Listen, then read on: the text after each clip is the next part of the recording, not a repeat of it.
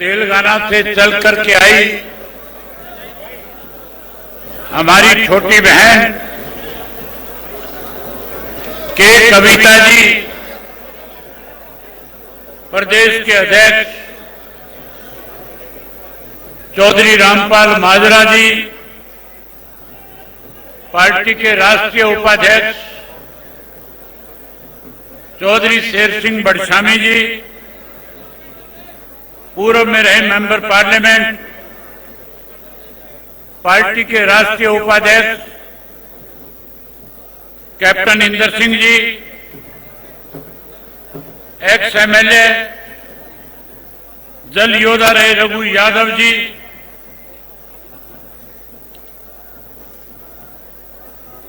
Australia से चल करके हमारे बीच में आए काउंसलर श्री सुरेंद्र पाल जी, पार्टी के राष्ट्रीय सचिव भाई उमेद लुहान जी, डबवाड़ी से विधायक अजीत आदित्य चौटाला जी, मंच का संचालन कर रहे लीगल सेल के प्रदेश के अध्यक्ष जसवीर सिंह ढिल्लों जी, जिला रोहतक के अध्यक्ष डॉक्टर नफे सिंह लाड़ी जी, पूर्व में रहे विधायक पार्टी के राष्ट्रीय सचिव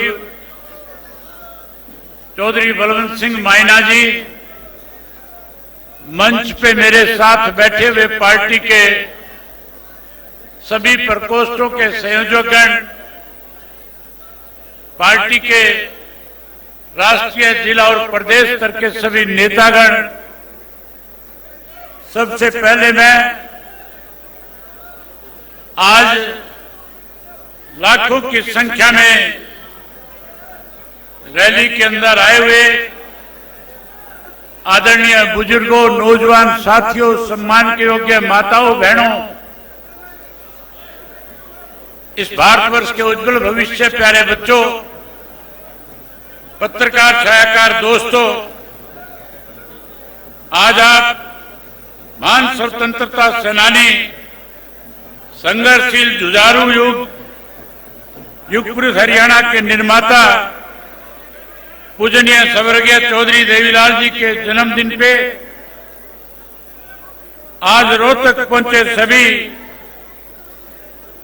भाइयों का, बहनों का, बुजुर्गों का, माताओं का मैं हार्दिक स्वागत करता हूं, अभिनंदन करता हूं।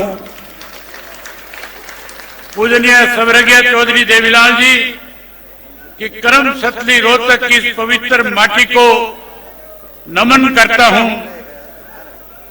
पूजनीय स्वर्गीय चौधरी देवीलाल जी ने देश की आजादी के लिए अपना बचपन व जवानी को जेल की सलाखों में गुजारा। देश को आजाद कराने में चौधरी देवीलाल जी का एक महत्वपूर्ण योगदान था। उन्होंने हमेशा किसान, मजदूर, गरीब, दलित, पिछड़े, कमेरे व छोटे दुकानदार के हितों के लिए संघर्ष किया और बड़े से बड़े पदों को ठोकर मारने में देर नहीं लगाई। देश को आजाद कराने में आदरणीय स्वर्गीय चौधरी देवीलाल जी की मुख्य भूमिका रही। हरियाणा के निर्माण में चौधरी देवीलाल जी की अहम भूमिका रही। साथियों, इमरजेंसी 1975 में लगी, कांग्रेस ने इमरजेंसी लगाई और इमरजेंसी के बाद अगर हरियाणा प्रदेश में सबसे पहले किसी व्यक्ति की गिरफ्तारी हुई तो उस शख्स का नाम भी आदरणीय स्वर्गीय चौधरी देवीलाल था। जहां चौधरी देवीलाल जी को जेल की सलाखों के पीछे भेज दिया, वहीं स्वर्गीय चौधरी ओम प्रकाश चौटाला जी को भी 19 वर्ष तक जेल की सलाखों के पीछे रहना पड़ा।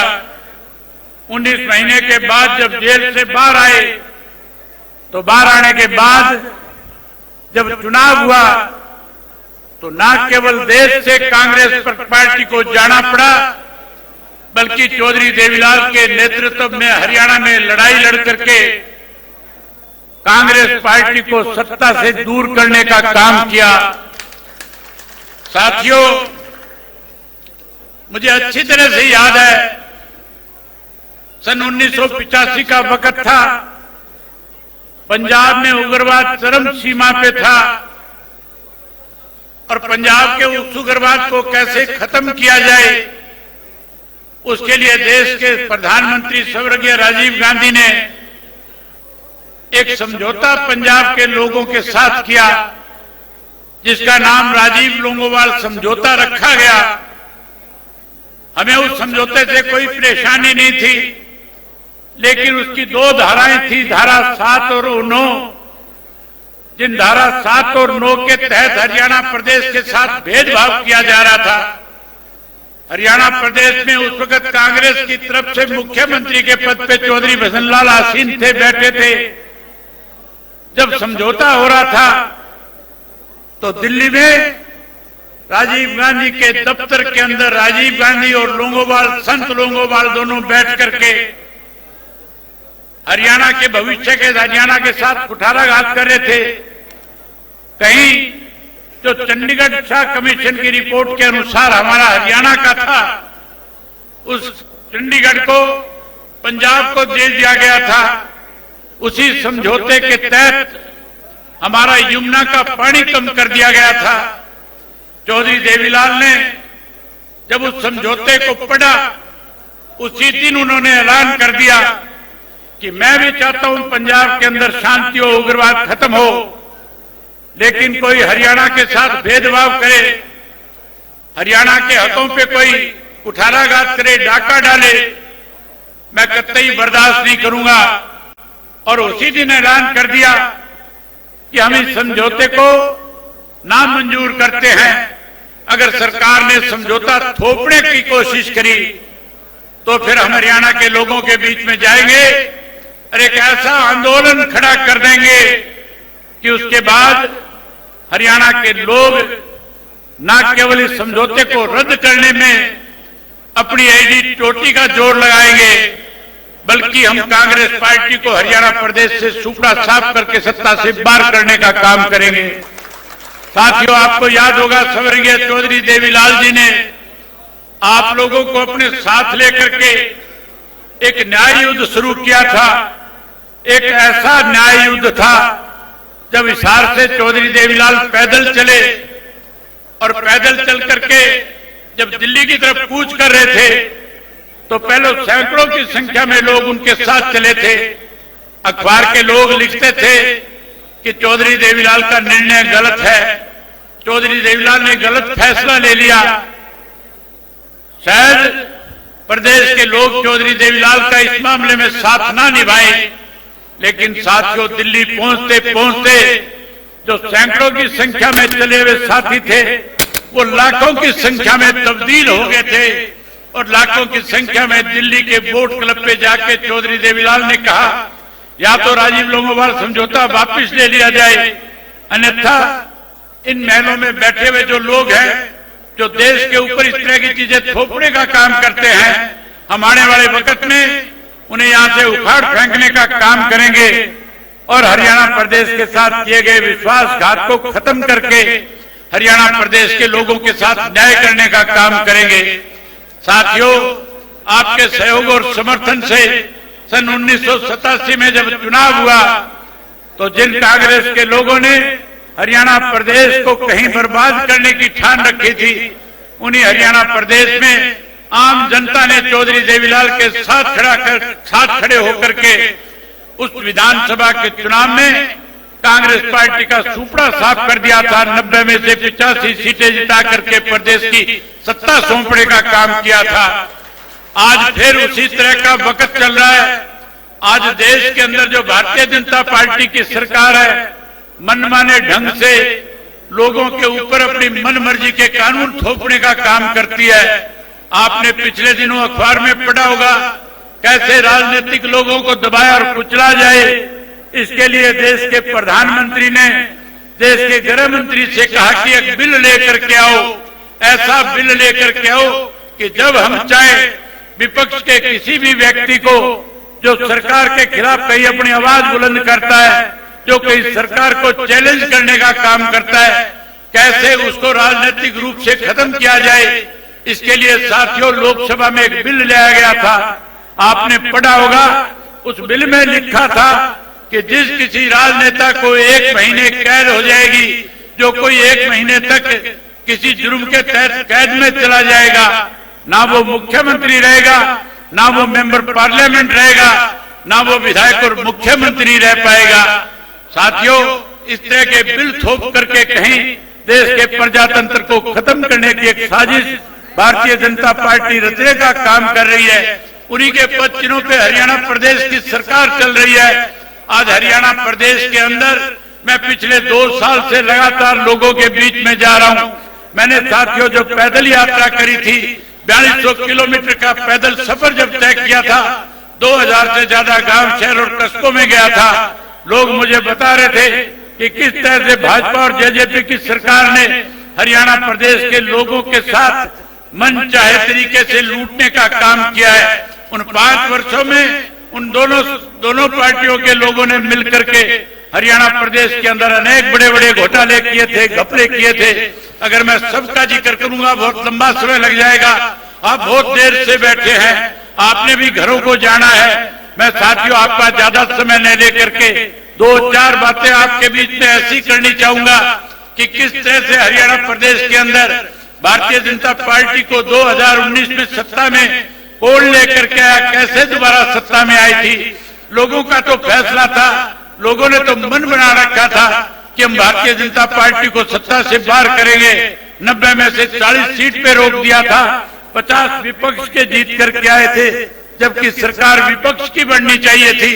लेकिन साथियों 10 ऐसे लोग जीत करके आगे जो कहीं चौधरी देवीलाल के नाम की माला जपा करते थे, जो कहीं कहते थे कि हम चौधरी देवीलाल की नीतियों को लागू करेंगे, जो कहते थे 75 पार का नारा देने वाली बीजेपी को हम जमुना पार कर देंगे। लेकिन साथियों ऐसे स्वार्थी लोग थे जिन्होंने न केवल अपने स्वार्थ को पूरा करने के लिए आप लोगों के साथ विश्वासघात करने का काम किया, बल्कि 5 वर्ष भारतीय जनता पार्टी के साथ मिलकर के प्रदेश को लूटते रहे।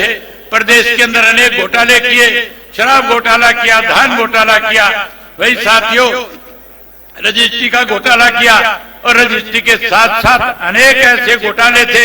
अगर सबका जिक्र करूंगा बहुत टाइम लगेगा।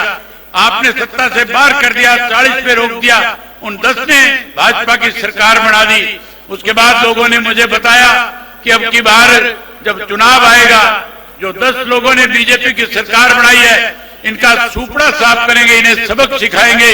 आज मैं हरियाणा प्रदेश के कोने कोने से होकर के आपके बीच में आया हूँ।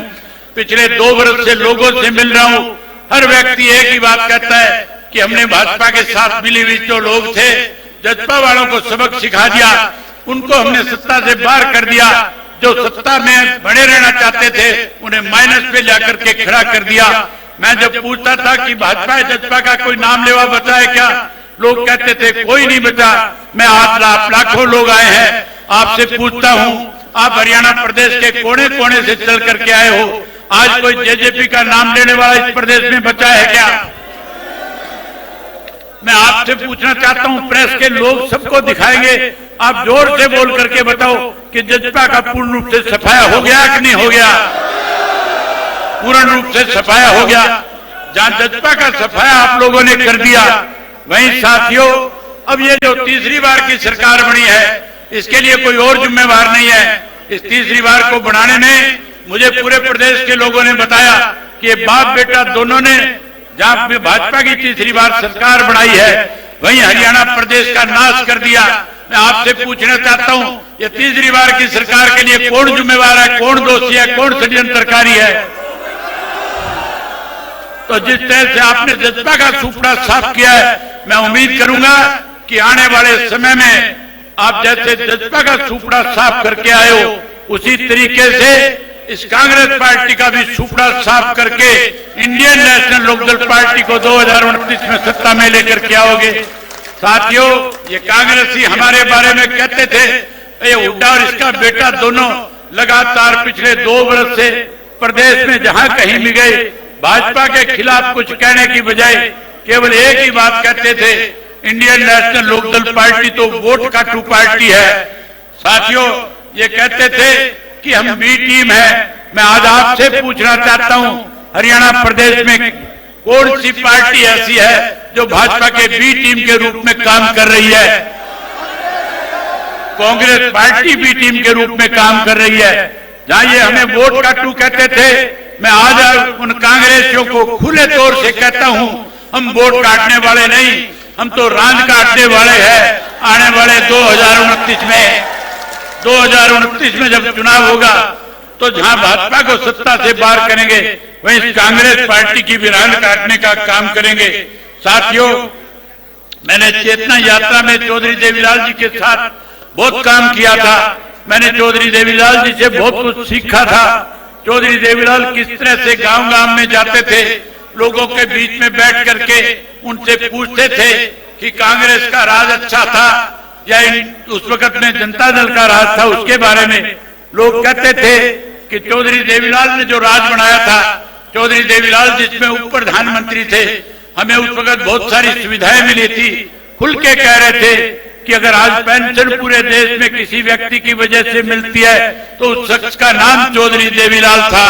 आज 100 रुपए वाली पेंशन 3000 के रूप में प्रदेश के लोगों को मिल रही है।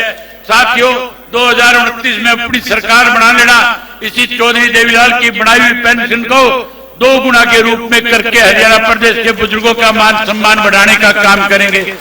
बहन के कविता कह रही थी कि मैं चाहती हूं कि तेलंगाना की तर्ज के ऊपर हरियाणा प्रदेश के किसान की बिजली के बिल माफ होने चाहिए। मैं भरी सभा में आपसे वायदा करता हूं, न केवल किसान के खेत के बिजली का बिल माफ करेंगे, बल्कि हरियाणा प्रदेश के हर बिजली के उपभोक्ता को मुफ्त में बिजली देने का काम करेंगे। साथियों, जब आप इंडियन नेशनल लोकदल पार्टी की सरकार बना दोगे, हम 3 चीजों का सफाया करेंगे। ये हमारी सोच है। हम चौधरी देवीलाल की नीतियों को आज जहां आगे बढ़ाएंगे, जहां हरियाणा प्रदेश के लोगों को सुख सुविधाएं प्रदान करेंगे, वहीं हम पहली कलम से पहले 3 फैसले लेने का काम करेंगे। हम सबसे पहले हरियाणा प्रदेश की बेरोजगारी को खत्म करके अपने युवाओं को रोजगार देने का काम करेंगे। जहां हम अपने युवाओं को रोजगार देंगे, वहीं उसके साथ साथ साथियों, जो आज भ्रष्टाचार चरम सीमा पे है, इसे जड़ मूल से खत्म करने का काम करेंगे। अभी मेरे से पहले इस बात का जिक्र हो रहा था कि आज हरियाणा प्रदेश में फिरौतियां मांगी जाती है, आज हरियाणा प्रदेश में कत्लेआम किया जाता है, आज हरियाणा प्रदेश में बेकसूर लोगों को मार दिया जाता है, आज अपहरण किए जाते हैं, आज बलात्कार किए जाते हैं। मैं आपसे वायदा करता हूं कि इंडियन नेशनल लोकदल पार्टी की सरकार प्रदेश में बड़ी, मैं इन बदमाश और गुंडों को हरियाणा प्रदेश से न केवल बाहर करने का काम करूंगा, बल्कि जिन लोगों ने इनको पनाही दी थी, जिन लोगों ने इन्हें खड़ा किया था, उन लोगों को भी जेल की सलाखों के पीछे भेजने का काम करेंगे। साथियों, आप बहुत देर से बैठे हो, मैं आपसे और ज्यादा वक्त नहीं लेना चाहता, केवल एक बात कहकर के आपसे इजाजत चाहूंगा। मैं उम्मीद करूंगा कि हमारे इंडियन नेशनल लोकदल पार्टी में आज जितने भी साथी शामिल हुए, मैं उन सबका स्वागत करता हूं, सबका अभिनंदन करता हूं, उन्हें विश्वास और भरोसा दिलाता हूं कि हम अपने कार्यकर्ताओं से उनका 21 का सम्मान करने का काम करेंगे। वहीं आप इतनी बड़ी संख्या में आए, आपने मेरी बात को सुना, आपने मुझे अपना आशीर्वाद दिया। आज आशीर्वाद देने आए हो कि नहीं आए हो? या आपने आशीर्वाद दिया, मैं उस सब के लिए आपका बहुत आभारी हूं। आपने मेरी बात सुनी, आप सबका बहुत धन्यवाद। जय हिंद, जय हरियाणा। रोहतक में पूर्व प्रधानमंत्री चौधरी देवीलाल की जयंती पर समारोह का आयोजन। इनेलो सुप्रीमो अभय चौटाला ने बीजेपी सरकार पर निशाना साधा। कांग्रेस जेजेपी को ये लेकर भी बयान दिया, आने वाले 2029 में बीजेपी को सत्ता से बाहर करेंगे। साल 2019 में जेजेपी ने बीजेपी की सरकार बनवाई। इनेलो सुप्रीमो अभय चौटाला ने बीजेपी पर जमकर निशाना साधा, साथ ही कांग्रेस जेजेपी पर भी जमकर बरसते हुए नजर आए। कहा, आने वाले 2029 में बीजेपी को सत्ता से बाहर करेंगे। कहा, साल 2019 में जेजेपी ने बीजेपी की सरकार बनवाई। हुड्डा पिता पुत्र ने तीसरी बार बीजेपी की सरकार बनवाई।